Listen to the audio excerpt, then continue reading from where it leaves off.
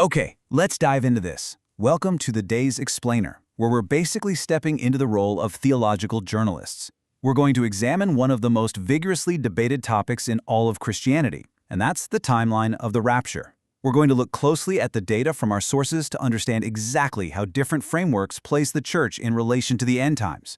We'll remain completely objective as we weigh the strengths and weaknesses of each perspective. And crucially, we're going to explore why this ancient debate still deeply matters to millions of people today.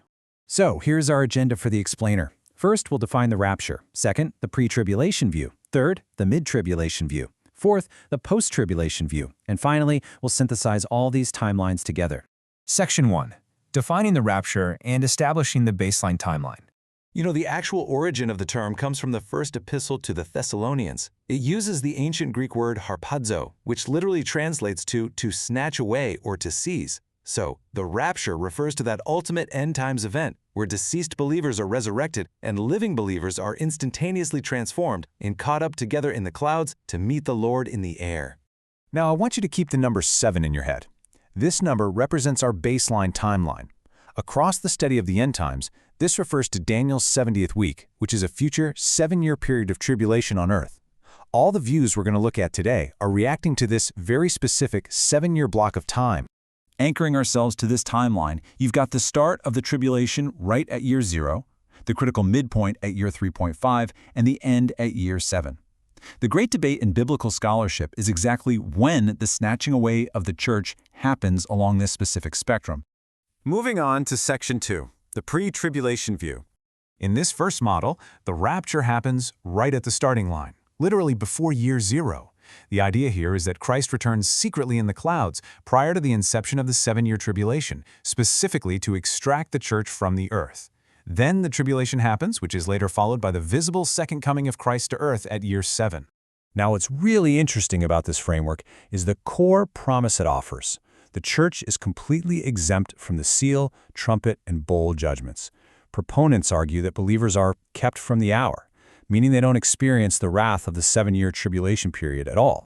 So let's put the pre-trib view on trial. For those who see this as the truth, they point to the powerful doctrine of imminency, this idea that Christ's return is a signless event that could happen at absolutely any second. They also rely heavily on 1 Thessalonians 5:9, which clearly states the church is not appointed to suffer divine wrath.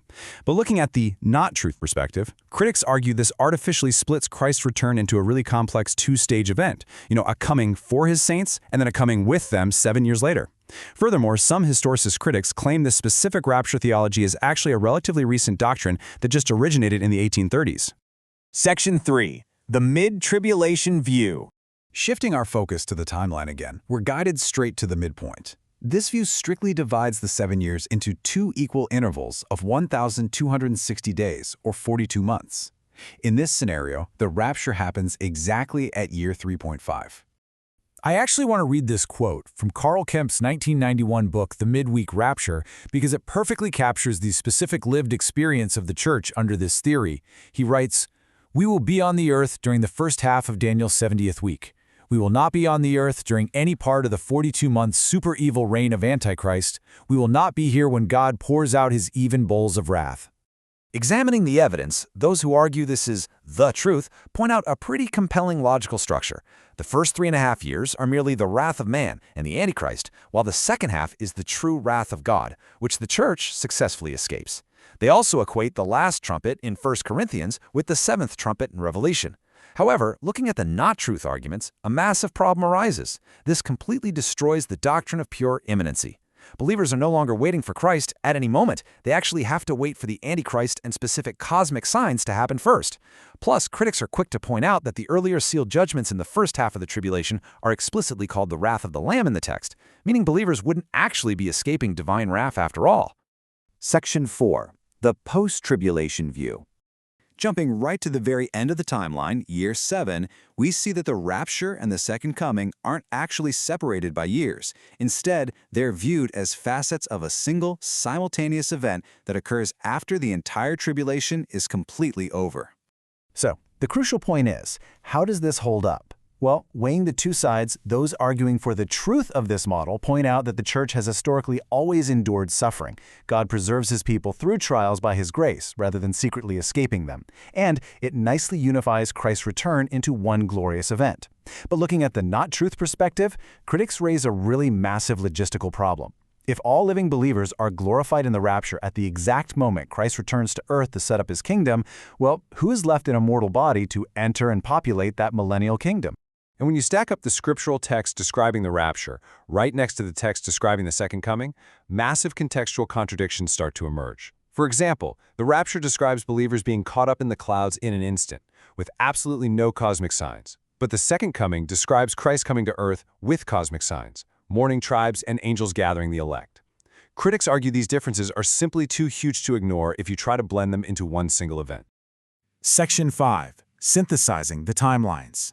Stepping back as theological journalists, the conclusion we really have to draw here is that no single chronological system possesses a complete monopoly on biblical interpretation.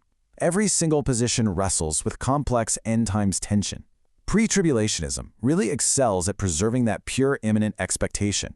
Mid-tribulationism attempts to build a structured alignment of specific trumpet signs, and post-tribulationism honors the long historical precedent of church endurance through suffering. Each model holds incredibly unique strengths, but as we've clearly seen, they all face significant logical or textual difficulties. To cement all of this, just compare the three distinct narratives. You've got the pre-tribulation view offering complete escape before year zero to maintain pure imminency. You've got the mid-tribulation view offering partial endurance until year 3.5, aiming to logically escape only God's specific wrath. And you've got the post-tribulation view, where the church completely endures to year 7.0, relying heavily on the historic precedent of God preserving his saints through trials. Which brings us to our final thought for this explainer. We've looked at the data, the timelines, the truths, and the critiques. But regardless of which framework is entirely accurate, a profound question remains. With each timeline offering such a wildly different vision of endurance and escape, how does the expectation of the end change the way believers live today? Think about that as you continue your own research. Thank you so much for joining me for this explainer.